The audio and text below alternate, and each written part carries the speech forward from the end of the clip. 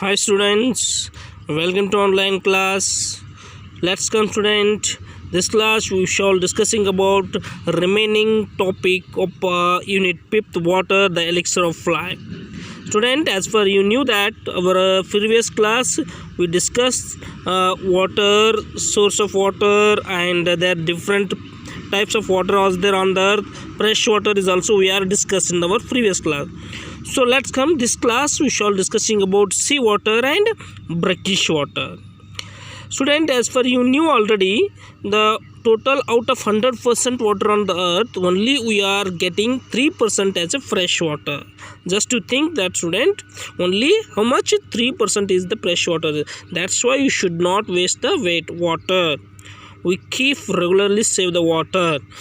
And remaining two, sea water and brackish water are 97% is there, but these are not suitable for drinking. So that's why we should save the fresh water. Let's come students, shall discussing about sea water. Have you seen the sea? Have you drink the sea water? How it is there? How it is taste is there? Yes, sea water is there, salty taste is there. So that's why the more amount of salt dissolved in the sea water. So that's why sea water is a salty water. The more amount of dissolved in the salt. Okay, salt is dissolved. And brackish water is also having salty water, but it's very important is that this is the small amount of dissolved salt. This is not so much salty water. Only as compared to the sea water, brackish water salty amount is very less. Okay, and sea water is there. Sea water present in the sea and ocean. Sea and ocean. So keep in your mind. And sea water is unfit for drinking, cooking, etc. Like bathing, washing the clothes. This is not used for we are using daily activities. Okay, sea water is not used properly because it is salty amount. And brackish water is compared to the fresh water, more amount of salty dissolved, but compared to the sea, it is the less amount of dissolved.